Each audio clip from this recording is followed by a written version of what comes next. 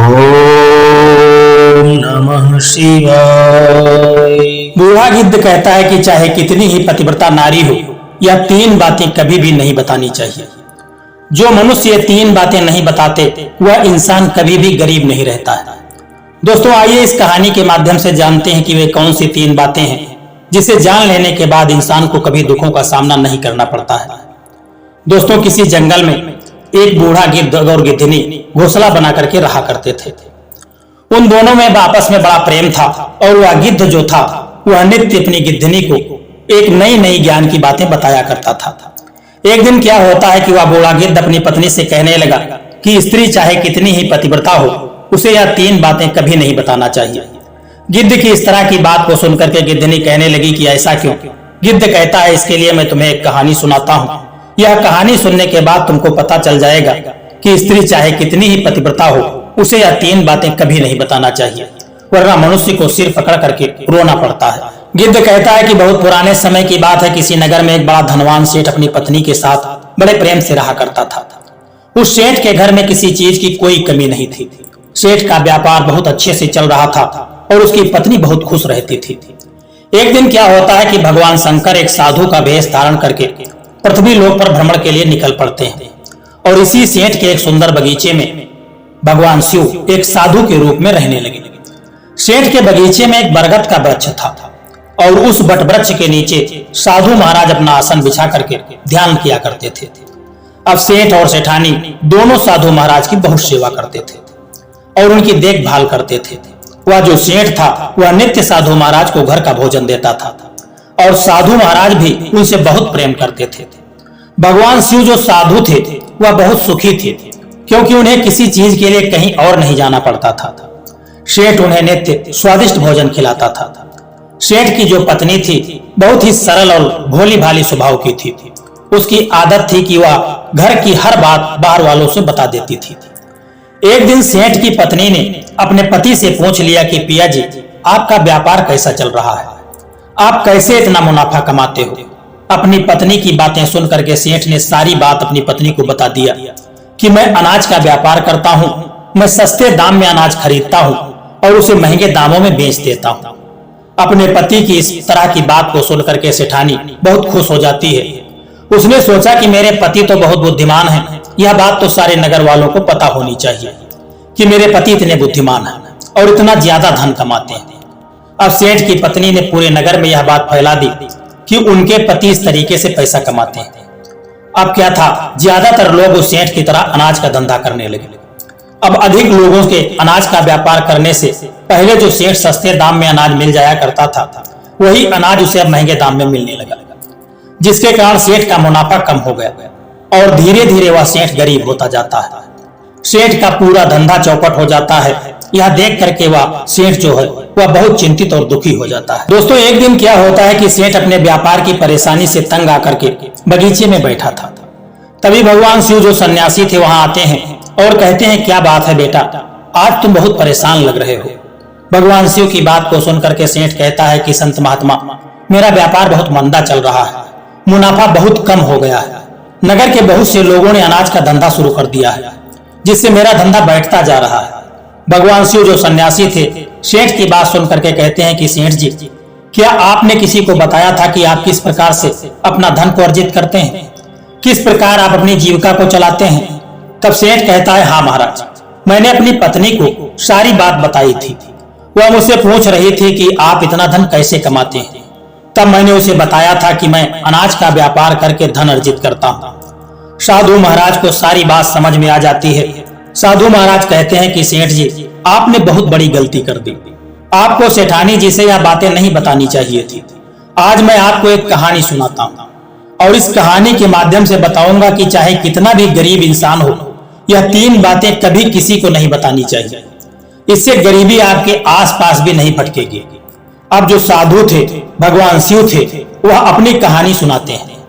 वह साधु महाराज कहते हैं कि सेठ जी, एक समय की बात है कि एक नगर में एक गरीब आदमी रहता था। वह इतना गरीब था कि अपने परिवार के लिए ठीक से भोजन की व्यवस्था भी नहीं कर पाता था।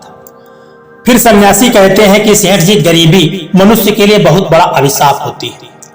क्योंकि बिना धन की गृहस्थी और घर चलाना बड़ा मुश्किल काम होता है।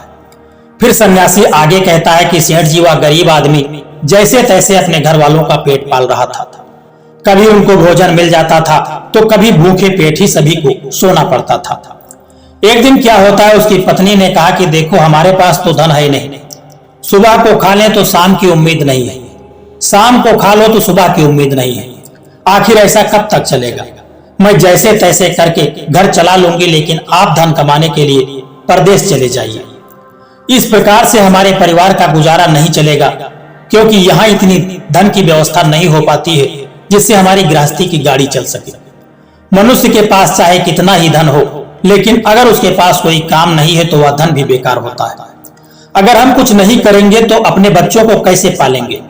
भूखे मरने से अच्छा है कि किसी की छोटी मोटी मजदूरी ही कर ली जाए।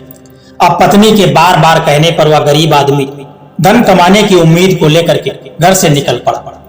वह जंगल के रास्ते से परदेश के लिए रवाना हो गया। चलते चलते वह एक जंगल में पहुंच गया। दूर की यात्रा तय करके वह जा रहा था। बेचारा काफी थक चुका था। उसने देखा कि आगे एक बहुत ही छायादार बरगद का पुराना पेड़ है और उस पेड़ की शीतल छाया को देख करके वह बेचारा गरीब आदमी उसी पेड़ के नीचे बैठ करके आराम करने लगा। साधु महाराज आगे कहते हैं कि सेठ जी, वह गरीब आदमी उस बरगद के पेड़ के नीचे आराम से लेटा हुआ था। तभी उसने देखा कि कहीं से एक सर्प आया और वह सर्प उस पेड़ पर चढ़ गया। गरीब आदमी उस सर्प को बड़े ध्यान से देख रहा था। विचार करने लगा कि यह सर्प इस बरगद पर क्यों चढ़ रहा है और अब क्या करेगा। तभी उसने देखा कि उसी पेड़ की डाल पर एक तोता का घोंसला था। घोंसला में तोता और मैना के बच्चे रखे हुए थे। सर्प को देख करके तोता और मैना के बच्चे जो थे वह मारे डर के चिल्लाने लगे। वह गरीब आदमी देखते ही समझ गया कि यह सर्प इन बच्चों को खाने के लिए आया है। विचार करने लगा कि मैंने इन बच्चों को देख लिया है, अगर मैं इन्हें नहीं बचाता हूं तो मुझे बहुत पाप लगेगा। बच्चे तो बच्चे ही होते हैं, चाहे वह इंसान के हों या किसी और पक्षी के हों। बच्चों की हमेशा रक्षा करनी चाहिए, यह इंसान का धर्म होता है। उधर तभी वह गरीब आदमी उठता है और बहुत ही जल्दी से बरगद के पेड़ पर चढ़ जाता है। उसने उस सर्प को मार दिया और उसे नीचे फेंक दिया। फिर उसी बरगद के पेड़ के नीचे आकर के वह फिर से लेट गया। उधर तोता और मैना के बच्चे अपनी रक्षा करने वाले उस आदमी को मन से बहुत बहुत दुआएं देने लगे। कुछ समय बीता। तोता और मैना अपने बच्चों के पास आए। अपने माता पिता को पास आया हुआ देख करके उनके जो बच्चे थे बहुत खुश हुए और उन्हें पूरी बात बताते हैं कि आज इस वृक्ष के नीचे जो इंसान लेटा है वह हमारे लिए भगवान बन करके आया है। हमें खाने के लिए एक भयंकर सर्प आया था, इसी इंसान ने उस सर्प को मार करके हमारे प्राण बचाए हैं। अगर यह इंसान उस सर्प को नहीं मारता तो आज हम घोंसले में जीवित नहीं बचते। इसका हम पर बड़ा एहसान हो गया है। अपने बच्चों के मुख से उस इंसान की प्रशंसा सुन करके तोता और मैना बहुत प्रसन्न हो जाते हैं। पास पहुंच जाता है और कहता है कि हे मनुष्य, तुमने आज हमारे बच्चों की जान बचा करके हम पर बड़ा भारी उपकार किया है। आप कौन हैं और कहां जा रहे हो? तोता की बात को सुन करके वह गरीब आदमी कहता है कि मैं एक गरीब आदमी हूं और धन कमाने के लिए परदेश जा रहा हूं। सफर का थका हारा था तो इस बरगद की छाया में बैठ करके आराम करने लगा। तब मैंने देखा कि एक सर्प तुम्हारे बच्चों को खाने के लिए तुम्हारे घोंसले के पास जा रहा था। मैंने उसे मार डाला। फिर तोता कहता है कि भाई, तुमने हम पर बहुत बड़ा उपकार किया है। संसार में सबसे बड़ी खुशी बच्चों से होती है। बच्चों से अधिक प्रिय किसी को कोई नहीं होता है। आप भी तो धन कमाने के लिए अपने बच्चों के लिए ही जा रहे हैं। अब आपने हमारे बच्चों की जान बचाई है तो हम आपके बच्चों की भूख मिटाना चाहते हैं। आगे वह तोता कहता है कि देखो भाई, हम दोनों पति पत्नी हमेशा कीमती मोती चुनते हैं और हमने सुना है कि यह मोती मनुष्यों के लिए बहुत मूल्यवान होते हैं। हम तुम्हें कुछ मोती देते हैं, तुम इन्हें बाजार में ले जाकर के बेच आओ और खाने पीने का कुछ सामान ले आओ और आज से तुम यही रह करके हमारे बच्चों की देखभाल करते रहना। हम तुम्हें इसी तरह से रोज कीमती मोती ला करके देते रहेंगे। उस तोता की बात को सुन करके वह गरीब आदमी बहुत प्रसन्न हो जाता है। सोचता है कि अगर हमें यही धन मिलेगा तो हम बाहर जाकर के क्या करेंगे। वह गरीब आदमी तोते से कुछ मोती लेकर के बाजार गया और अपने खाने पीने का सामान खरीद करके ले आया और उस वृक्ष के नीचे उसने एक झोपड़ी बना ली और वहीं पर रहने लगा और तोता मैना के बच्चों की देखभाल करने लगा। अब तो तोता और मैना निश्चिंत हो गए कि उन्हें उनके बच्चों की रक्षा करने वाला कोई मिल गया है। तोता और मैना शाम को लौट कर आते, अपने बच्चे को घोंसले में सुरक्षित देख करके बहुत खुश होते और उस गरीब आदमी को धन्यवाद देते और उसे कुछ मोती ला करके दे दिया करते थे। इसी तरह से धीरे धीरे तोता और मैना की नौकरी करते हुए उस गरीब आदमी को 2 महीने बीत जाते हैं। उधर तोता और मैना के बच्चे भी बड़े हो गए। अब उस गरीब आदमी को अपनी पत्नी और बच्चों की याद आने लगी। एक दिन उसने तोता से कहा कि हम अपने घर जाना चाहते हैं, पता नहीं हमारी पत्नी और बच्चे कैसे हैं। तब तोता कहता है कि अब हमारे बच्चे उड़ने के काबिल हो गए हैं, अब तुम अपनी पत्नी और बच्चों को देखो और जब कभी तुम्हें हमसे मिलने का मन करे तो इसी स्थान पर आ जाना। इतना कह करके तोता और मैना उस गरीब आदमी को ढेर सारे मोती दे देते हैं। अब वह मोतियों को अपने साथ लेकर के अपने घर पहुंच जाता है। उसने वह मोती अपनी पत्नी को दिखाए तो उसकी पत्नी बहुत खुश हुई। उसने पूछा कि आप इतने कीमती मोती कहां से लेकर के आए हो। तब उस आदमी ने बताया कि मैं बीते 2 माह से एक तोता और मैना की नौकरी कर रहा था, उन्हीं ने मुझे यह कीमती मोती दिए हैं। यह मोती बहुत कीमती और अनमोल हैं, अपने बच्चों को अच्छे वस्त्र ला करके देंगे और तुम्हारे लिए भी नए नए गहने बनवा करके तुमको देंगे। इस तरह से वह साधु महाराज जो भगवान शिव थे उस सेठ से कहते हैं कि सेठ जी वह गरीब आदमी उन मोतियों को बेच करके बाजार से अपने घर का सारा जरूरी सामान लेकर के आया और अपना नया घर बनवाने लगा और वह आराम की जिंदगी जीने लगा। इधर उस नगर का राजा एक अजीब रोग से ग्रसित हो गया। राजा का इलाज करने के लिए बहुत दूर दूर से बड़े बड़े वैद्य हकीम आते हैं और अपने अपने तरीके से इलाज करने लगे। एक वैद्य ने कहा कि महाराज आपकी इस बीमारी की दवा के लिए हमें तोते के बच्चे का मांस की जरूरत है जिससे हम दवाई बना सकें। इधर राजा ने संपूर्ण नगर में यह घोषणा करवा दी कि जो भी तोता का बच्चा पकड़ करके लाएगा उसे उचित इनाम दिया जाएगा। अब तो वह जो गरीब व्यक्ति था उसकी पत्नी को किसी दूसरी औरत ने उसे बताना शुरू किया कि बहन क्या तुम्हें पता है कि राजा साहब ने तोते का बच्चा लाने का आदेश दिया है। तोता लाने वाला कोई आसान काम नहीं है। जब गरीब आदमी की पत्नी ने सुना कि राजा साहब बीमार हैं और उन्होंने घोषणा की है कि जो कोई उन्हें तोते का बच्चा ला करके देगा उसे सोने के सिक्कों से मालामाल कर देंगे। यह सुन करके उस गरीब आदमी की पत्नी ने कहा कि मेरे पति तो 2 महीने तोता और मैना की नौकरी करके आए हैं। इसके बाद वह अपने घर चली गई। नगर की स्त्रियों ने उसकी बात सुनी और अपने पतियों से बताया। धीरे धीरे राजा ने भी सुना कि उसके राज्य में एक व्यक्ति है जो तोता और मैना के पास नौकरी करके आया है। राजा ने अपने सैनिकों को आदेश दिया कि उस आदमी को पकड़ करके लाओ। राजा के सैनिक तत्काल आए और उस आदमी को पकड़ करके राजा के पास ले गए। राजा ने कहा कि हम तुम्हें मुंह मांगा इनाम देंगे, तुम एक तोते के बच्चे को पकड़ करके मुझको दे जाओ। वह आदमी राजा की बात को सुन करके घबरा गया और कहने लगा कि महाराज आप चाहे मेरे प्राण ले लें पर मैं आपको तोते का बच्चा ला करके नहीं दे सकता। मैंने तो उनकी जान बचाई थी और एक रक्षक बच्चक कैसे बन सकता है।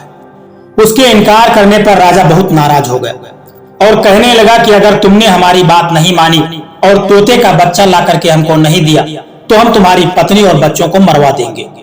आगे भगवान शंकर जी कहते हैं कि मनुष्य सबसे ज्यादा कमजोर तब पड़ता है जब उसके बच्चों की सुरक्षा की कोई बात आती है। ऐसे में वह कुछ करने के लिए भी मजबूर हो जाता है। वह व्यक्ति बहुत घबरा गया। उसने सोचा कि अब मुझे किसी भी तरह से तोते का बच्चा ला करके राजा को देना ही होगा। वह घर आया और अपनी पत्नी को डांटने लगा कि तुमने यह क्या कर दिया। तुम्हें बिल्कुल भी समझ में नहीं है कि हम क्या करते हैं और कहां जाते हैं। तुमने यह बातें नगर की स्त्रियों से क्यों कही। धीरे धीरे वह बात राजा तक पहुंच गई। अब बताओ मैं क्या करूं। उस तोता और मैना ने हमें नया घर और पहनने के लिए अच्छे वस्त्र दिए, मैं उनके साथ गद्दारी कैसे कर सकता हूं।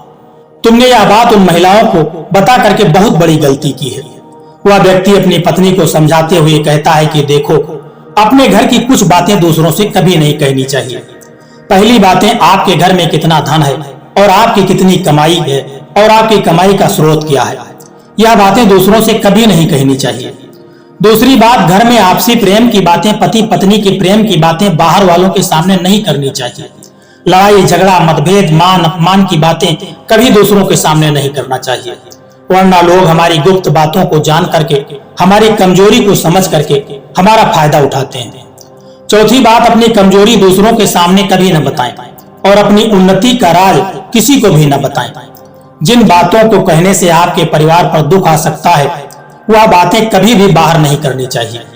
खास करके उन बातों को अपनी स्त्री से भी नहीं करना चाहिए जिन बातों से घर की मान प्रतिष्ठा नष्ट होती हो, परिवार पर संकट आता हो, किसी की जान जाती हो, परिवार में फूट पड़ती हो या आपके रिश्ते खराब होते हो।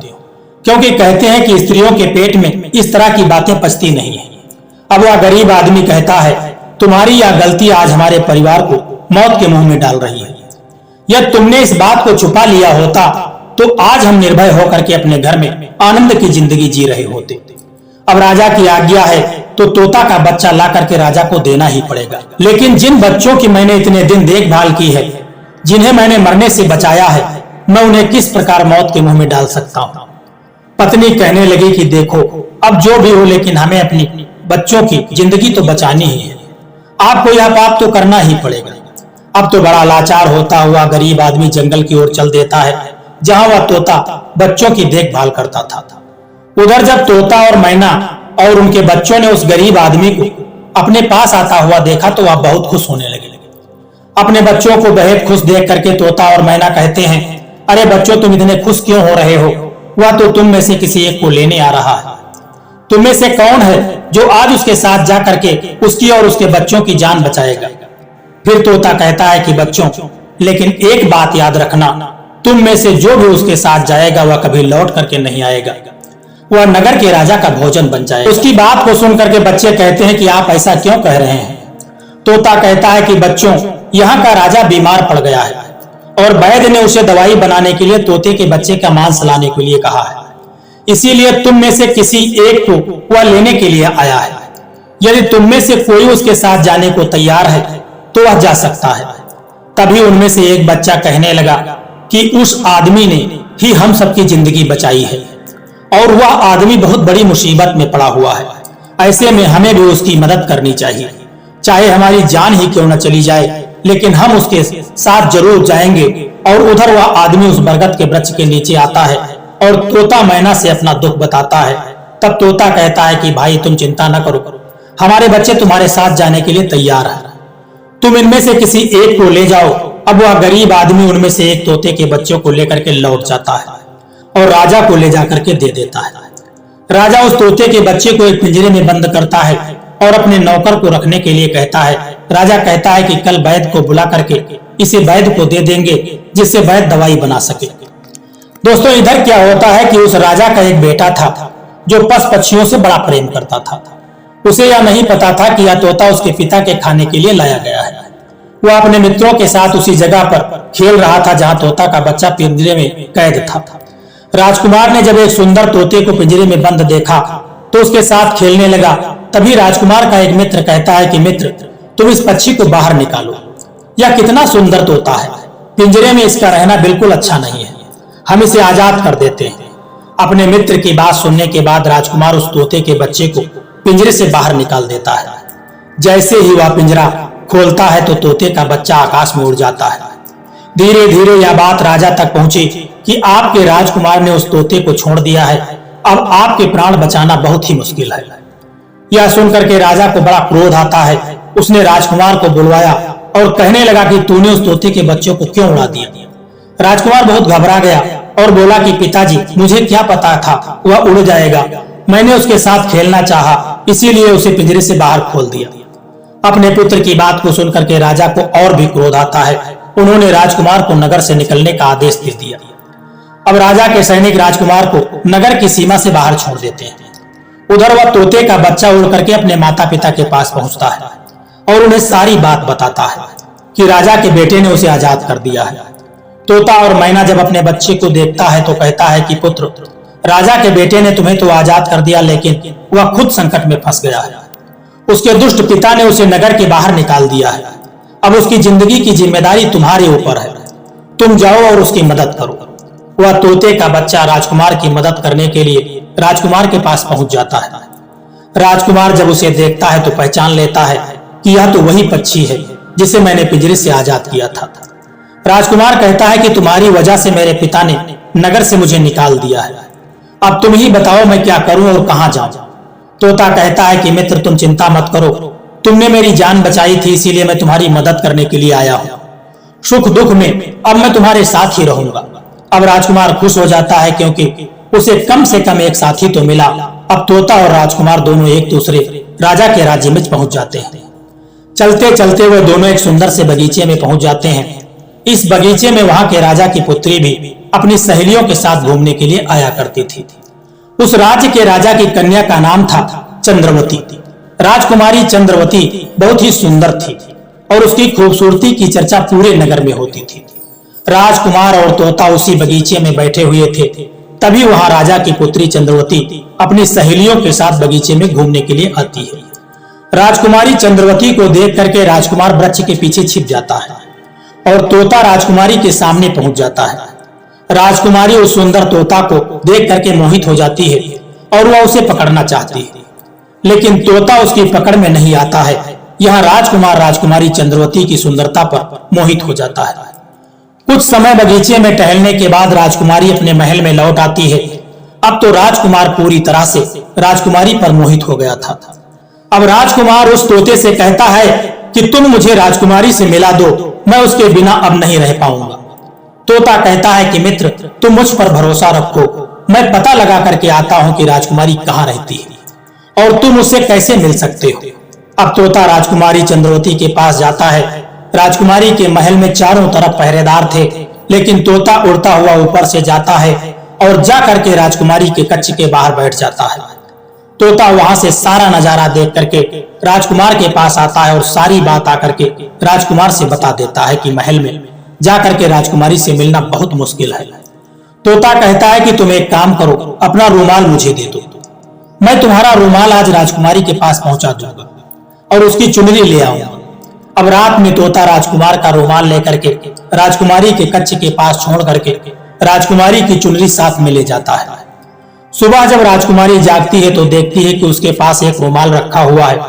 राजकुमारी तुरंत समझ जाती है कि रात में कोई पुरुष उसके कक्ष में आया था। उसने देखा कि उसकी चुनरी गायब है और उसकी जगह किसी पुरुष का रूमाल रखा हुआ है। राजकुमारी बहुत व्याकुल होती है। वह अपने सभी सिपाहियों को सावधान कर देती है। वह सिपाहियों से पूछती है कि रात में उसके पास कौन आया था, लेकिन किसी के पास कोई जवाब नहीं होता है और राजकुमारी के कक्ष की सुरक्षा और बढ़ा दी जाती है। अगले दिन फिर से तोता राजकुमारी के कक्ष में जाता है और अपने मित्र द्वारा लिखी हुई चिट्ठी को राजकुमारी के पास रख करके वापस चला आता है। अगले दिन जब राजकुमारी जागती है और चिट्ठी को पढ़ती है तो उसमें लिखा होता है कि राजकुमारी, मैंने जब से तुम्हें देखा है तब से मैं तुम्हारा हो गया हूँ। मैं तुमसे विवाह करना चाहता हूँ। अगर तुमसे मिलना है तो तुम अपने बगीचे में आ जाना और मैं तुम्हें वहां मिल जाऊंगा। अब राजकुमारी अपनी सहेलियों को लेकर के बगीचे में जाती है, लेकिन वहां उसे कोई पुरुष नजर नहीं आता है।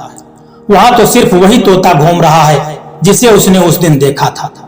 अब तोता राजकुमारी से कहता है कि राजकुमारी, तुम जिसे ढूंढ रही हो मैं तुम्हें उससे मिलवा सकता हूँ, लेकिन पहले तुम मुझसे वचन दो कि तुम मेरे मित्र को बंदी नहीं बनवाओगे। राजकुमारी ने वचन दिया कि वह उसे बंदी नहीं बनाएगी। राजकुमारी उस तोते से कहती है कि अब तुम मुझे उससे मिलवा दो, मैं देखना चाहती हूँ कि वह कौन है जो इतने सख्त पहरे के बावजूद भी मेरे कक्ष में पहुंच गया। तब तोता ने अपने मित्र राजकुमार को बुलाया। राजकुमार भी देखने में बड़ा सुंदर था। राजकुमार को देख करके राजकुमारी भी उस पर मोहित हो जाती है। राजकुमारी ने उस राजकुमार से पूछा कि तुम कौन हो और इतने कड़े पहरे के बाद भी तुम मेरे कक्ष में कैसे पहुंच गए। राजकुमार ने कहा कि जब दिल में प्रेम हो तो कोई भी काम असंभव नहीं होता। जब से मैंने तुम्हें देखा है तब से मैं तुम्हें प्रेम करने लगा हूँ और तुमसे विवाह करने की इच्छा रखता हूँ। जब राजकुमारी ने पूछा कि तुम कौन हो और कहां से आए हो, तब राजकुमार ने अपनी पूरी राम कहानी राजकुमारी को सुना दी। राजकुमार ने कहानी सुनाने के बाद राजकुमारी के मन में उसके लिए सहानुभूति हो गई। अब तो रोज राजकुमारी चंद्रवती उस राजकुमार से मिलने के लिए उस बगीचे में आया करती थी।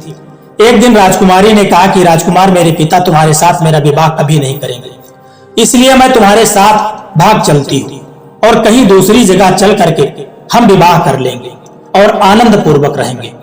राजकुमारी उस राजकुमार के साथ घोड़े पर सवार होकर के भाग जाती है और काफी दूर जाने के बाद एक झोपड़ी बनाते हैं और विवाह करके दोनों साथ में रहने लगते हैं। दोनों को रहते रहते बड़ा समय व्यतीत हो जाता है और वह तोता भी उन्हीं के साथ रहता है। अब साधु महाराज उस सेठ से कहते हैं कि सेठ जी, एक दिन वह तोता उस राजकुमार से कहता है कि मित्र, अब आप अपने घर चले जाइए, अब आपके पिता का जो गुस्सा है वह भी शांत हो जाएगा। अब आपके पिता आपसे कुछ नहीं कहेंगे। जब वह आपको अपनी बहू के साथ देखेंगे तो वह आपको माफ कर देंगे। उस तोते की बात मान करके वह दोनों राजकुमार और उसकी पत्नी अपने नगर के लिए चल देते हैं। चलते चलते रास्ते में एक नदी पड़ती है। उस नदी में एक नाविक नाव चलाता था। राजकुमार अपनी पत्नी को लेकर के नाव में बैठ जाता है। जैसे ही नाव नदी के बीच में पहुंचती है तो राजकुमार ने देखा कि एक चूहा बार बार नाव पर चढ़ करके आता है, लेकिन वह नाविक उसे हटा करके नदी में गिरा देता है। कई बार उस चूहे को नाविक ने हटा दिया था। तब राजकुमार कहने लगा, अरे यह बेचारा इस प्रकार से तो जल में डूब करके मर जाएगा, इसलिए अपने प्राणों की रक्षा करने के लिए इसे नाव पर चढ़ा रहा है, इसे चढ़ जाने दो। जब राजकुमार ने नाविक से कहा कि आप इस चूहे को चढ़ जाने दे, तो राजकुमार के कहने पर उस नाविक ने उस चूहे को अपनी नाव में चढ़ा लिया। जैसे ही चूहा नाव के अंदर गया, वह नाव में जाकर के कहीं छुप गया। थोड़ी ही देर के बाद उन्होंने देखा कि नाव के अंदर धीरे धीरे पानी आने लगा है। पानी भरने लगा। जब नाव में पानी बढ़ने लगा तो नाव पानी में डूबने लगी। धीरे धीरे जब नाव पूरी तरह से डूब गई तो इस समय राजकुमारी और राजकुमार पानी में बहने लगे। पानी के बहाव से राजकुमार बहुत दूर पहुंच गया और राजकुमारी चंद्रवती भी उसी पानी में बहती हुई एक दूसरे राज्य के राजा के बगीचे में जाकर के पहुंच गई। वहां एक माली राजकुमारी को बेहोश अवस्था में नदी के किनारे पड़ा देखता है तो वह जाकर के राजा को खबर देता है। राजा जब सुंदर लड़के को देखता है तो वह उस पर मोहित हो जाता है और सुंदर राजकुमारी को देख करके उसे अपने महल में ले आता है और राजवैद्य से इलाज करवाता है। कुछ दिनों के बाद राजकुमारी ठीक हो जाती है तो एक दिन वह देखती है कि राजा उसके करीब खड़ा है। राजा कहने लगा कि राजकुमारी, तुम्हारा इस दुनिया में कोई नहीं है, अब तुम हमारी पत्नी बन जाओ, तुम हमारी रानी बन जाओ और हमारे महलों में बड़े आराम के साथ रहो। राजकुमारी चंद्रवती बहुत ही बुद्धिमान थी। उसने अपने मन में विचार किया कि यदि इस राजा से विवाह करने से मैं मना करती हूँ तो राजा उसके साथ जबरदस्ती करेगा। इसीलिए उसने राजा से कुछ दिनों के लिए समय मांग लिया। राजकुमारी कहने लगी, राजा साहब थोड़े दिन ठहर जाओ, उसके बाद मैं तुमसे विवाह कर लूंगी। राजा ने राजकुमारी की बात मान ली। अब राजकुमारी उस राजा के महल में बड़े आराम से रहने लगी और रोज गरीब असहाय लोगों को भोजन करवाने लगी। दोस्तों, इधर क्या होता है, उसका जो पति था राजकुमार, जो पानी में बह गया था, वह बेचारा मुसीबत का मारा हुआ इधर उधर घूमता हुआ उसी जगह पर भोजन की तलाश में पहुंच जाता है जहां राजकुमारी गरीबों को भोजन करवाती थी। वही राजकुमार भी पहुंच गया। राजकुमारी ने उसे देखते ही पहचान लिया और उसकी आंखों से आंसू आ गए। राजकुमारी ने राजकुमार को एकांत में बुलाया और सारी बात बता दी। उसने कहा कि स्वामी, आप यहाँ आराम से रहिए और इसी राजा की नौकरी कीजिए। जब हमें मौका मिलेगा तब हम यहाँ से भाग चलेंगे। और राजकुमार उसकी बात से सहमत हो गया और राजा का नौकर बन करके महल में रहने लगा। वह राजकुमारी की सहायता करने लगा और गरीबों को भोजन परोसने लगा। लेकिन राजा को यह नहीं पता था कि राजकुमार उसका पति है। राजा तो उसे अपना नौकर समझता था। इधर एक दिन राजकुमारी चंद्रवती राजकुमार के साथ पक्षियों को दाना चुगा रही थी। एक दिन वही तोता राजकुमारी के यहाँ दाना चुगने के लिए आ गया तो उस तोते ने राजकुमार और राजकुमारी को देखते ही पहचान लिया। राजकुमारी ने तोते को देखा तो उसकी आंखों में आंसू आ गए। उन्होंने तोता को पूरी कहानी सुनाई कि वह इस राजा के यहाँ कैसे फंस गए और राजा को भी नहीं पता कि वह पति पत्नी है। तब तोता कहता है कि राजकुमार, आप चिंता मत करो, आज रात राजा के जब सैनिक सो जाएंगे तब हम तुम्हें यहाँ से निकाल करके तुम्हारे पिता के घर पहुंचा देंगे। जब रात होती है तो राजा के सभी सिपाही गहरी नींद में सो जाते हैं। जब सभी सैनिक सो गए तो इस समय राजकुमारी और राजकुमार रात के अंधेरे में महल से निकल पड़े। राजकुमार अपने पिता के राज्य में पहुंच गए। राजकुमार अपनी पत्नी को साथ लेकर के अपने पिता के पास पहुंचा। उन्हें देख करके राजकुमार का पिता बहुत प्रसन्न हुआ। उसे अपनी करनी पर पश्चाताप हुआ। उसने अपने पुत्र को नगर से निकाल करके बहुत बुरा किया था। वह बार बार अपने पुत्र से क्षमा मांगता है। तब राजकुमार कहता है कि पिताजी, मेरी रक्षा इस तोते ने की है जिसे आप मारना चाहते थे। उसी ने मेरे प्राण बचाए हैं और मुझे शत्रुओं से छुटकारा दिलाया है। राजकुमार के मुख से तोते की बात को सुनकर के राजा बहुत खुश हो जाता है और उसी दिन से राजा ने प्रण किया कि आज से हमारे राज्य में कोई भी पशु पक्षियों का शिकार नहीं करेगा और न उन्हें मारेगा। सभी लोग पक्षियों को दाना देंगे। वह साधु महाराज उस सेठ से कहने लगते हैं, सेठ जी, इस प्रकार कुछ बातें बताने पर जीवन में घोर संकट आ जाता है। इसलिए यह बातें कभी भी किसी को नहीं बतानी चाहिए। जिससे अपनी पत्नी को बताते हैं आप किस प्रकार धन अर्जित करते हैं और आज आपका व्यापार खतरे में है। सेठ को अपनी गलती का एहसास होता है और सेठ जी कहते हैं कि आज से मैं अपनी पत्नी को जो बातें बताने के लायक नहीं है उन बातों को मैं कभी नहीं बताऊंगा। दोस्तों, यह कहानी आपको कैसी लगी है एक प्यारा सा कमेंट करके जरूर बताना और यदि वीडियो आपको अच्छा लगा है तो इस वीडियो को लाइक शेयर करना और चैनल को सब्सक्राइब करने की भी कृपा कर देना। जय श्री कृष्णा, राधे राधे।